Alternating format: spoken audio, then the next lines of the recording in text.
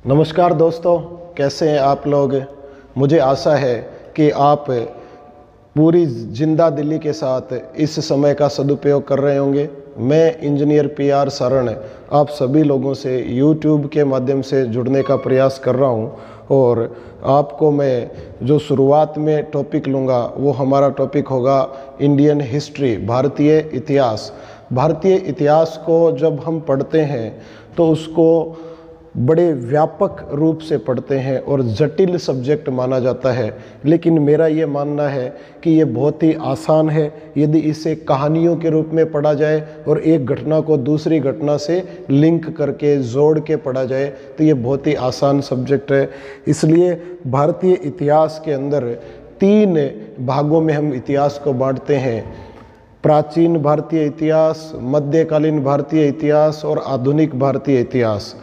हम शुरुआत करेंगे मध्यकालीन भारतीय इतिहास। तो पूरा मध्यकालीन भारतीय इतिहास मैं आपको एक घटना से दूसरी घटना को लिंक करते हुए स्टोरी के माध्यम से पढ़ाऊंगा। बिल्कुल 1% भी आपको रटना नहीं पड़ेगा। पहली बार में आपको बिल्कुल कंसेप्ट के साथ सब कुछ क्लियर होगा और अच्छे से समझ में आएगा, ये मेरा वादा है आपसे।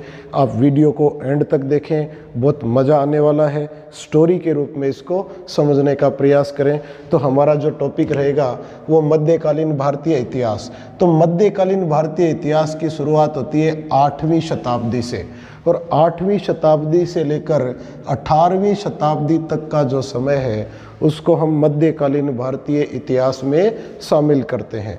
मध्यकालीन भारतीय इतिहास की सबसे महत्वपूर्ण घटना है भारत पर अरबों का आक्रमण। भारत पर अरबों का आक्रमण। जो भारत पर अरबों का आक्रमण होता है उसको हम कह सकते हैं कि ये आक्रमण 8वीं शताब्दी के शुरुआत में हुआ। भारत पर अरबों का जो आक्रमण हुआ वो 8वीं शताब्दी के शुरुआत में हुआ और 8वीं सदी के शुरुआत में जो भारत पर अरबों का आक्रमण हुआ वो सिंध प्रांत पर हुआ। शुरुआत में जो आक्रमण किया गया वो शुरुआत में सिंध प्रांत पर आक्रमण हुआ। भारत के कौन से प्रांत पर आक्रमण हुआ? सिंध प्रांत। ये जो सिंध प्रांत है वो उस समय संयुक्त भारत था, तो संयुक्त भारत के पश्चिमी भाग में हमारा सिंध प्रांत पड़ता है जो आज वर्तमान के पाकिस्तान में स्थित है। सिंध पंजाब का क्षेत्र। तो यहाँ पर सबसे पहले अरबों का आक्रमण हुआ। हम बात करें कि भारत पर अरबों ने आक्रमण क्यों किया, उसके पीछे क्या कहानी थी या क्या वास्तविकता थी, तो हम कह सकते हैं कि जो ये अरब जो हैं ये लगभग 8वीं शताब्दी से 100 वर्ष पहले, 8वीं शताब्दी से 100 वर्ष पहले यानी 7वीं शताब्दी में इन्होंने एक नया धर्म अपनाया था और उस धर्म के आधार पर ऐतिहासिक गतिविधियां देखने को मिलती हैं। तो मुख्य रूप से ये अरब कौन थे? हम बात करें कि ये अरब कौन थे, तो अरब कौन थे? अरब लोग पश्चिमी एशिया और उत्तरी अफ्रीका के रहने वाले लोग थे। अरब जो लोग थे पश्चिमी एशिया और उत्तरी अफ्रीका के रहने वाले लोग थे। धीरे धीरे कुछ समय बाद इन अरब लोगों ने इस्लाम धर्म को अपना लिया। इनकी संस्कृति और भाषा अरबी थी, तो ये अरब कहलाए। तो हम कह सकते हैं, यदि आपको नोट करना हो तो आप लिखोगे अरब पश्चिमी एशिया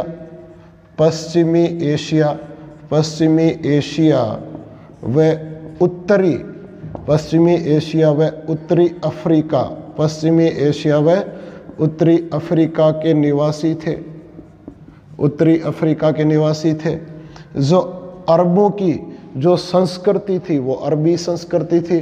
तो आप कह सकते हैं कि इनकी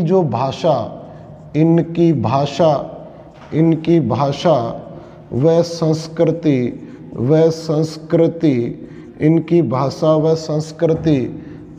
अरबी थी। इनकी भाषा व संस्कृति अरबी थी और कालांतर में इन्होंने इस्लाम धर्म को अपना लिया था। इस्लाम धर्म को अपना लिया था। तो इन्होंने जो नया धर्म अपनाया वो इस्लाम धर्म को अपनाया। तो इस्लाम धर्म को अपनाया का अर्थ हो गया ये लोग मुसलमान थे। ये कौन थे? मुसलमान थे, मुसलमान थे। तो भारत पर सबसे पहले मध्यकालीन भारतीय इतिहास में यदि किसी ने आक्रमण किया तो वो किया था अरबों ने। हम अरबों की बात करते हैं तो अरबों ने भारत पर आक्रमण क्यों किया, उसके क्या कारण रहे होंगे? उसका सबसे प्रमुख कारण था भारत अत्यधिक संपन्न, अत्यधिक समृद्ध क्षेत्र था। तो हम कह सकते हैं सिंध या भारत, उस समय सिंध तो बहुत संपन्न था, सिंध या भारत, सिंध कह दो या भारत अत्यधिक संपन्न, अत्यधिक संपन्न वह समृद्ध था, वह समृद्ध था, अत्यधिक संपन्न और समृद्ध था। तो इसका समृद्ध होना और इसकी संपन्नता विदेशियों को कालांतर में भी हमेशा आकर्षित करती रही और प्रमुख कारण रहा भारत को लूटना, यहाँ अपनी संस्कृति का प्रचार प्रसार करना। लेकिन अरबों का भारत पर आक्रमण करने का उद्देश्य, प्रमुख उद्देश्य क्या था? अरब जो थे वो भारत पर आक्रमण मुख्य रूप से अपने 3 उद्देश्यों को पूरा करने के लिए आक्रमण किया था। इनका पहला उद्देश्य था अपने नए धर्म का प्रचार प्रसार करना, या यूं कह दो इस्लाम का प्रचार प्रसार करना, इस्लाम का प्रचार प्रसार करना, इस्लाम का प्रचार प्रसार करना। दूसरा कारण था अपना साम्राज्य और ज़्यादा बड़ा करना और फैलाना, तो साम्राज्य विस्तार, अपना साम्राज्य विस्तार करना, साम्राज्य विस्तार करना। दूसरा इनका जो प्रमुख उद्देश्य था भारत पर आक्रमण करने का। और तीसरा उद्देश्य था भारत को लूटना, भारत को लूटना। लूटना मतलब यहाँ की धन संपदा का उपभोग करना, उसका यूज करना। ये प्रमुख 3 उद्देश्य रहे अरबों के भारत पर आक्रमण करने के। तो हम बात करें कि 8वीं शताब्दी के शुरुआत में ऐसा कौन सा तत्कालिक कारण रहा होगा कि इन्होंने भारत पर आक्रमण किया। तो 8वीं शताब्दी के शुरुआत में हम बात करें तो एक तत्कालिक घटना हुई, जिसको आप कह सकते हो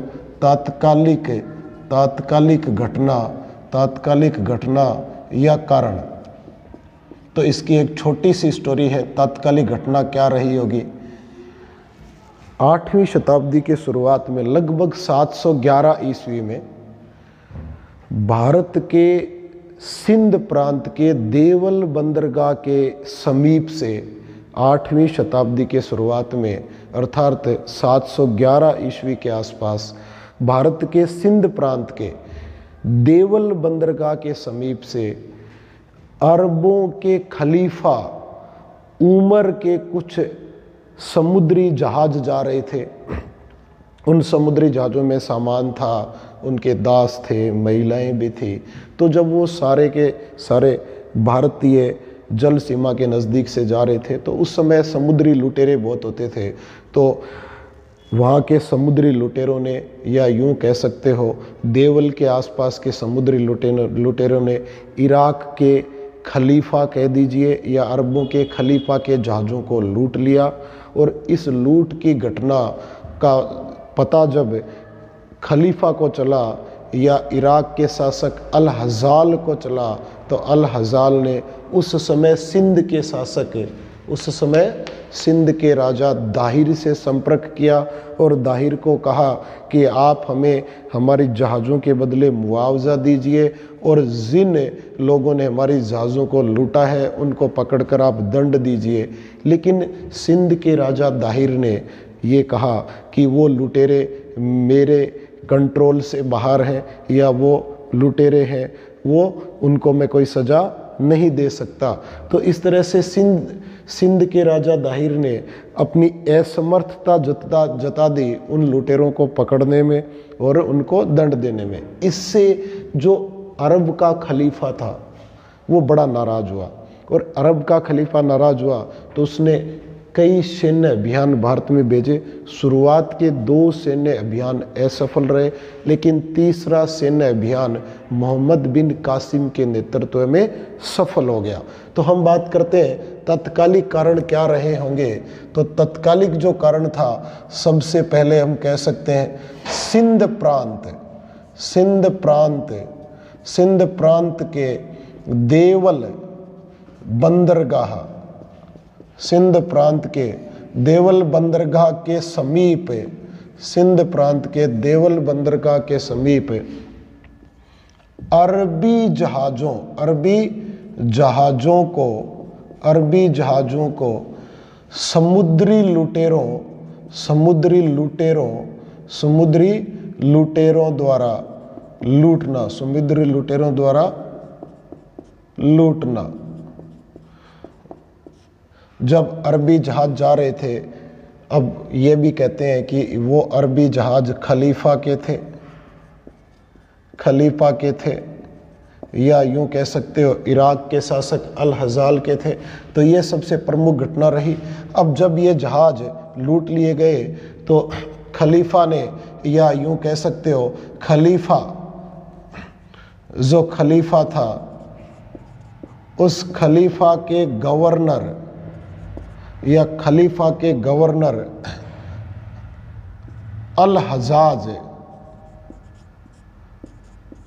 अल हजाज ने सिंध के राजा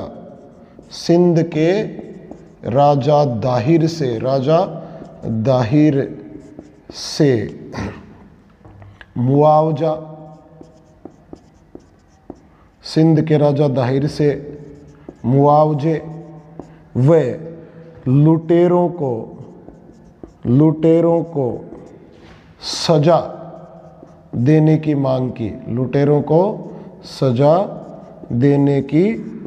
की।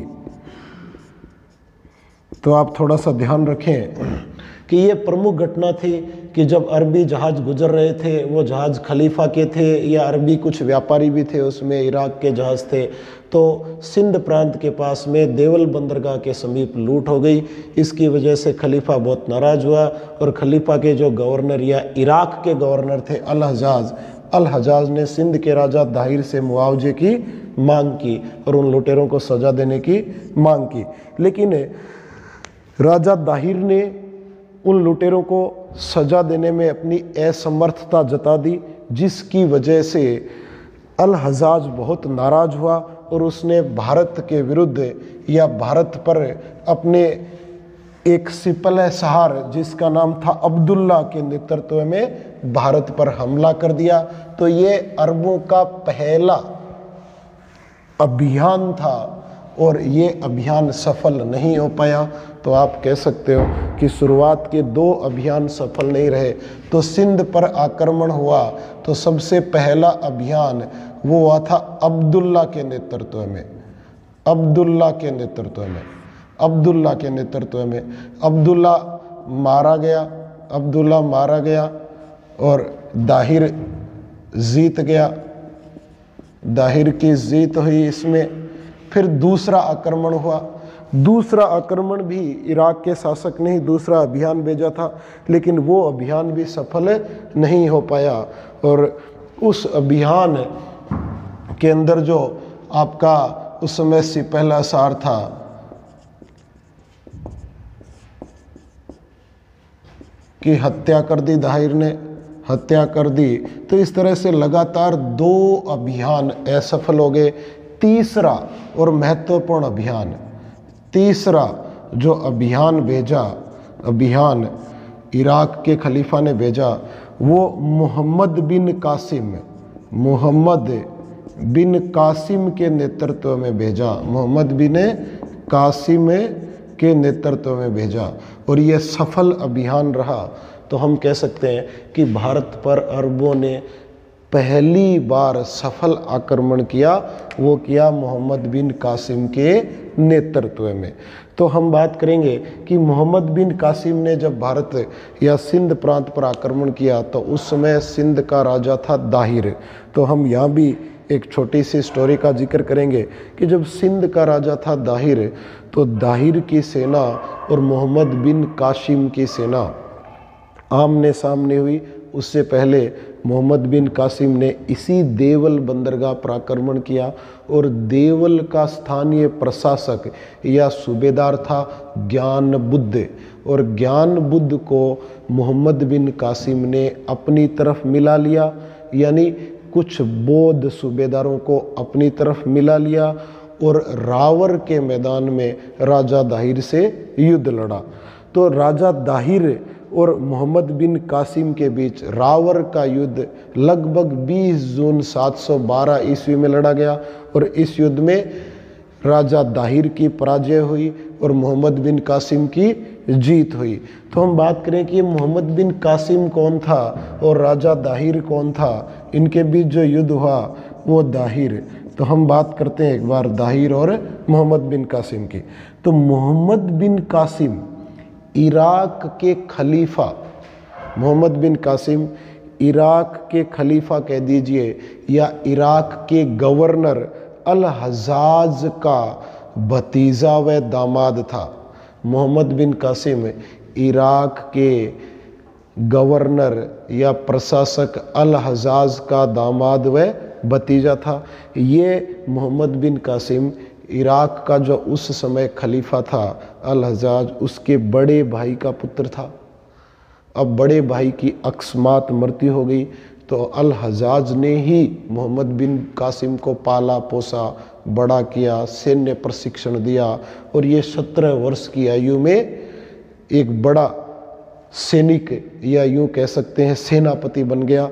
और इसी समय इराक के शासक अल हज्जाज ने अपनी पुत्री जुबेदा का विवाह, जिसकी पुत्री का नाम था जुबेदा का विवाह मोहम्मद बिन कासिम से कर दिया। तो अब ये मोहम्मद बिन कासिम जो इराक के शासक का भतीजा था, दामाद भी बन गया। ऐसा मुस्लिम परंपरा में या इस्लामिक परंपरा में होता है कि आप केवल अपनी माँ का दूध छोड़ते हो, बाकी चाहे कोई भी स्त्री हो आप उससे विवाह कर सकते हो।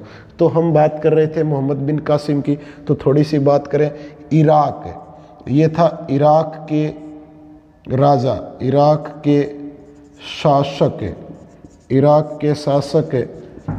अल हज्जाज का भतीजा वह दामाद था। अच्छा, ये भतीजा तो आपको पता है कि इसके बड़े भाई का पुत्र था, इसलिए भतीजा हो गया, और दामाद इसलिए था क्योंकि इसने अल हज्जाज की पुत्री से विवाह किया था। इसने अल हज्जाज की पुत्री का नाम था जुबेदा से विवाह किया, इसलिए ये दामाद भी हो गया। तो इराक का ही रहने वाला था, यानी कह सकते हो कि अरबी सिपहसार था जिसने भारत पर आक्रमण किया। अब हम बात करें कि ये राजा दाहिर, तो राजा दाहिर के बारे में थोड़ा सा हमें देखना है कि सिंध का शासक था ये उस समय, सिंध का शासक था। और ये जो दाहिर सिंध का शासक बना, ये बना 600 लगभग आप कह सकते हो 669 से लेकर 712 ईस्वी तक ये सिंध का राजा रहा। 679 से लेकर 712 ईस्वी तक ये सिंध का शासक या राजा रहा। दाहिर से पहले सिंध का शासक था दाहिर का पिता, उस पिता का नाम था चच शासक था। दाहिर से पहले जो सिंध का शासक था वो उसका पिता चच था। और चच के बारे में एक कहानी प्रचलित है कि दाहिर का पिता चच सिंध के हिंदू राजा सहसी राय का एक सूबेदार था, यानी राजा दाहिर का पिता चच सिंध के हिंदू राजा सहसी राय का एक सलाहकार या सूबेदार कह लीजिए, सूबेदार था। लेकिन सहसी राय की मृत्यु के बाद उसकी विधवा पत्नी से उसने विवाह किया। चच ब्राह्मण वंश का था तो दाहिर भी ब्राह्मण वंश का हो गया, ब्राह्मण वंश का था, लेकिन उसकी जो पत्नी थी वो सहसी राय की विधवा थी तो वो एक क्षत्रिय थी। तो आप कह सकते हो कि दाहिर की माता क्षत्रिय थी और पिता ब्राह्मण था। तो ये ब्राह्मण वंशीय राजा था और दाहिर सभी धर्मों का समान रूप से आदर सत्कार करता था, यानी इसके साम्राज्य में सभी धर्मों को बराबर संरक्षण प्राप्त था। तो ये बात की थी हमने दाहिर की। तो इसके पिता का नाम था, वो चच था, और सहसी राय, सहसी राय, सहसी राय का सरदार कह दो, सहसी राय का सरदार कह दो, सूबेदार कह दो, या सलाहकार, सलाहकार। और सहसी राय की मृत्यु के बाद ये राजा बना, चच राजा बना। तो ये अपन ने थोड़ी सी बात कर ली इन दोनों की। अब बात करते हैं कि रावर के मैदान में 712 ईस्वी में दोनों सेनाएं एक दूसरे के आमने सामने खड़ी हो जाती हैं। तो रावर का युद्ध, रावर का युद्ध जो लड़ा गया वो लड़ा गया राजा दाहिर और मोहम्मद बिन कासिम के बीच। तो हम बात करें रावर का युद्ध, रावर का युद्ध, रावर का युद्ध लड़ा गया 20 जून, लगभग 20 जून 712 ईस्वी में। ये सारी जो जानकारी हमें मिलती है वो मिलती है, एक पुस्तक है, उस पुस्तक का नाम है चचनामा, अरबी पुस्तक है चचनामा। इस चचनामा से हमें सारी जानकारी मिलती है। तो आप रावर के युद्ध में दोनों सेनाएं आमने सामने हो जाती हैं। एक तरफ आपकी सेना होती है मोहम्मद बिन कासिम, मोहम्मद बिन कासिम की सेना, और दूसरी तरफ वर्सेज उसके सामने होती है राजा दाहिर सेन, राजा दाहिर सेन, दाहिर सेन जो सिंध का राजा होता है। मोहम्मद बिन कासिम अरबी आक्रमणकारी है, मोहम्मद बिन कासिम अरबी आक्रमणकारी है, अरबी आक्रमणकारी है, और राजा दाहिर है वो सिंध का राजा है, सिंध का शासक है, सिंध का शासक है। तो थोड़ा सा मैंने यहाँ जिक्र किया था कि जब रावर के मैदान में दोनों के बीच युद्ध होता है उससे पहले मोहम्मद बिन कासिम ने, मोहम्मद कासिम ने ज्ञान बुद्ध की सहायता से, ज्ञान बुद्ध की सहायता से देवल क्षेत्र पर कब्जा कर लिया, देवल क्षेत्र पर कब्जा कर लिया, देवल क्षेत्र पर कब्जा कर लिया था। अब हम बात करें कि ये ज्ञान बुद्ध कौन था, तो आप कह सकते हो उस समय ये देवल का सूबेदार था, देवल का सूबेदार था, देवल का सूबेदार था जिसने मोहम्मद बिन कासिम की मदद की थी। अब ज्ञान बुद्ध की सहायता से इसने देवल पर कब्जा किया और आगे बढ़ा। दोनों की सेना रावर के मैदान में आमने सामने आ जाती है। अब जब रावर का युद्ध होता है तो रावर के युद्ध में राजा दाहिर सेन की हार होती है, राजा दाहिर सेन की हार होती है और वह मारा जाता है, वह मारा जाता है, युद्ध में मारा जाता है। राजा दाहिर सेन की हार होती है और युद्ध में मारा जाता है। लेकिन मोहम्मद बिन कासिम है, इसकी युद्ध में जीत होती है, ये इस युद्ध में जीत गया और परिणाम स्वरूप सिंध पर मोहम्मद बिन कासिम का कब्जा हो गया। तो आप कह सकते हो कि राजा दाहिर सेन की मृत्यु के बाद कुछ समय तक, लगभग 6 माह तक दाहिर का पुत्र जय सिंह ब्राह्मणावाद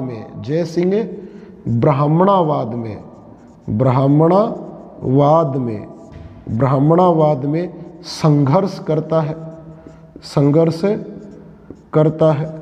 अंत में ये भी मारा जाता है, अंत में ये भी मारा जाता है, अंत में ये भी मारा जाता है।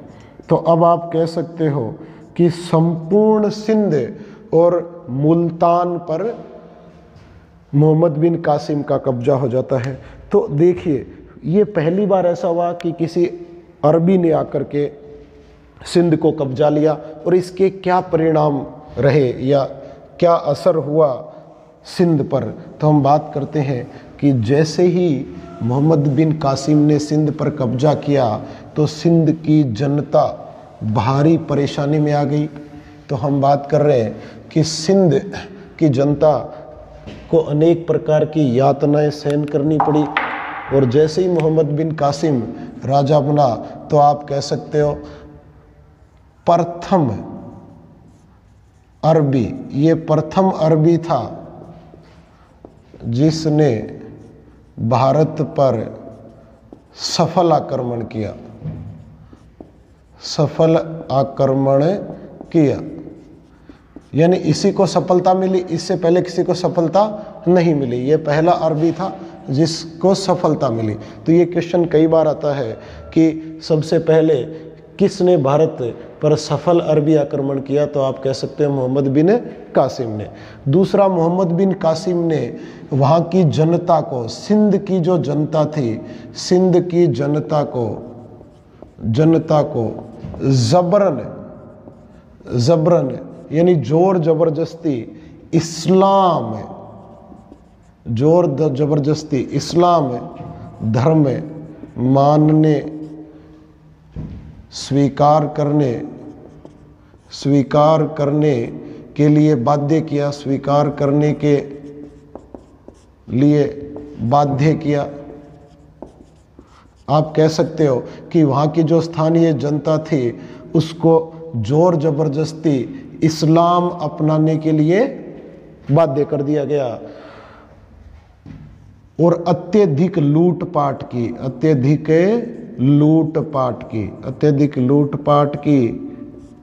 व हजारों की संख्या में नागरिकों की हत्या कर दी गई,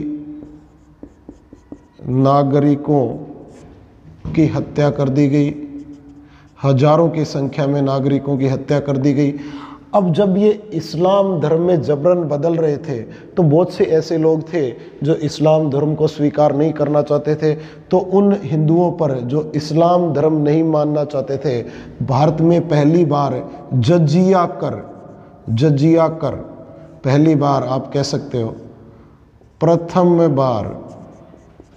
बार जजिया कर एक प्रकार का टैक्स होता है जो गैर मुस्लिमों से वसूला जाता है। जजिया कर सिंध पर लगा दिया गया, सिंध की जनता पर लगा दिया गया, जनता पर लगाया।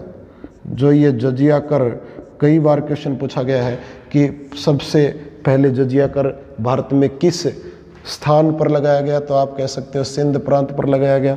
अच्छा, ये जजिया कर किसने लगाया था। तो आप कह सकते हो मोहम्मद बिन कासिम ने लगाया। ये जजिया कर किसने लगाया था, कासिम ने।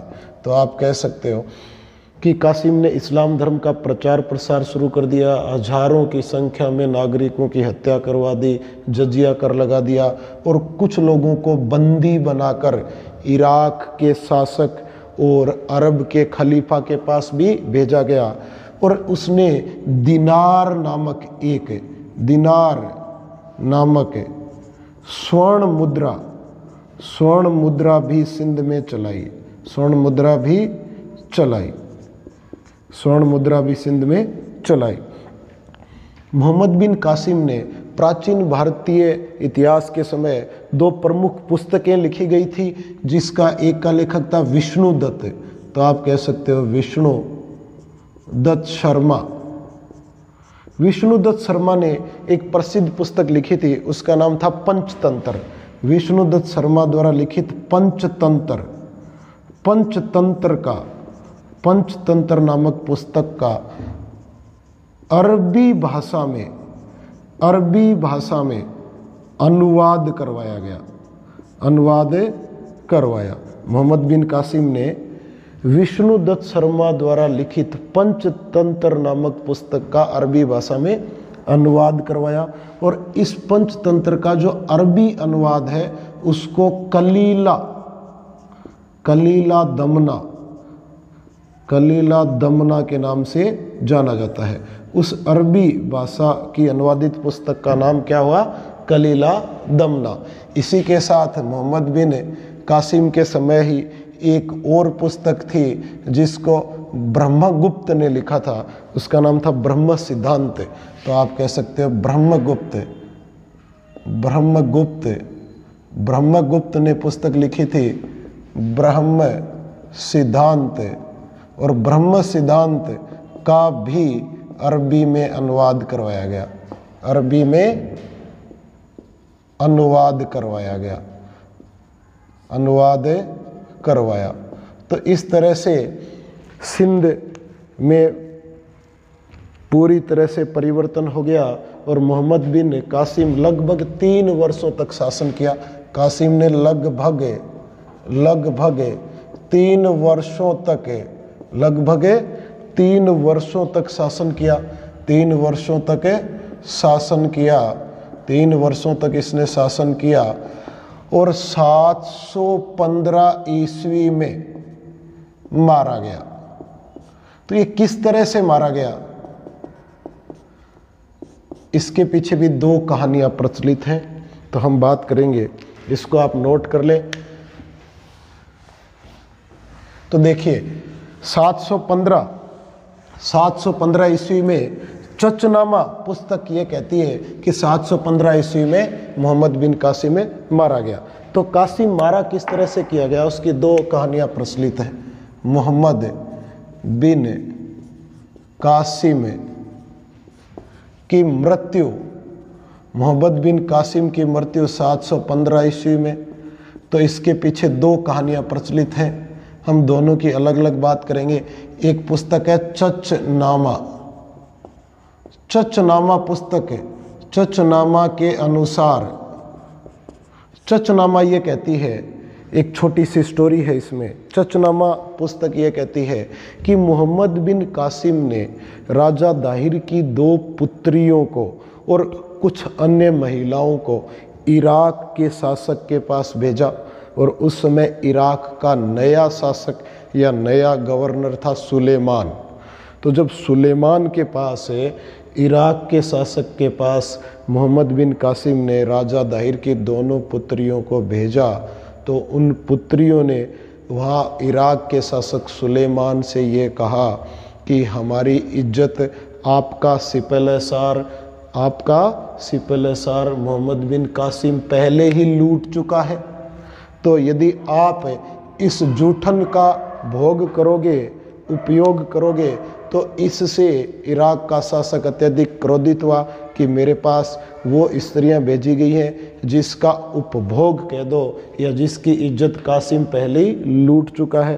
तो वो अपने आप को अपमानित महसूस किया उसने, और मोहम्मद बिन कासिम को बैल की खाल में लपेटकर ईरान में एक स्थान है दशमिक, वहाँ दशमिक लाया गया और उसकी दम घुटने से मृत्यु हो गई।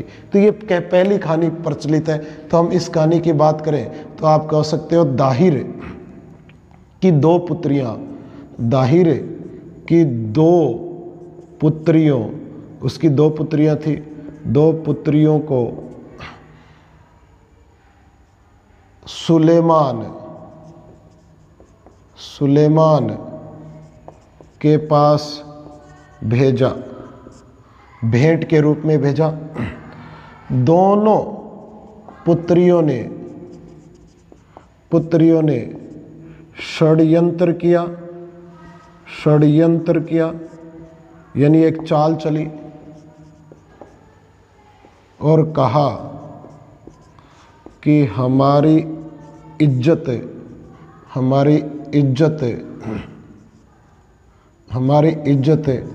कासिम पहले ही लूट चुका है। तो इस बात से सुलेमान जो नया शासक था इराक का वो बड़ा नाराज हुआ और सुलेमान ने उसको बैल की खाल में लपेट कर ईरान में एक जगह है दाशमिक, ईरान मंगवाया। और जब उसको ईरान मंगवाया तो वहाँ दम घुटने से मृत्यु हो गई, दम घुटने से मृत्यु हो गई।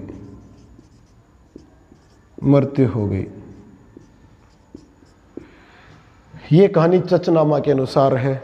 इतिहास अपने आप में जटिलताओं से भरा होता है और इतिहास में पूर्ण सत्य कहीं भी हम नहीं कह सकते कि पूर्ण सत्य है। अब एक दूसरी घटना है या दूसरी घटना का जिक्र किया जाता है। दूसरी घटना में कहा जाता है कि इराक का नया शासक या नया गवर्नर, नया शासक सुलेमान, इराक का नया शासक सुलेमान पहले के शासक अल हजाल से या अल हजाज से दुश्मनी रखता है। और इसी दुश्मनी की वजह से, क्योंकि मोहम्मद बिन कासिम अल हजाज का संबंधी था, तो अल हजाज के सभी संबंधियों को इराक बुलाता है और वहाँ पर मृत्युदंड दे देता है। इराक बुलाता है, जेल में डाल देता है और वहाँ जेल में भयंकर यातनाएं दी जाती हैं और इसकी मृत्यु हो जाती है। तो मोहम्मद बिन कासिम ने लगभग 712 ईस्वी में अरब से आक्रमण करके सिंध प्रांत को अपने अधीन कर लिया, लेकिन अगले 300 वर्षों तक कोई भी अरबी आक्रमणकारी भारत को जीतने में सफल नहीं हो पाया, वो आगे नहीं बढ़ पाया। मोहम्मद बिन कासिम भी केवल सिंध तक ही रहा, क्योंकि आगे शक्तिशाली गुजर प्रतिहारों का शासन था। तो हम अगले बिंदु में चर्चा करेंगे महमूद गजनवी और मोहम्मद गौरी की। तो अगला वीडियो भी देखें आप, वो भी आपको एक स्टोरी के रूप में बताया जाएगा। धन्यवाद।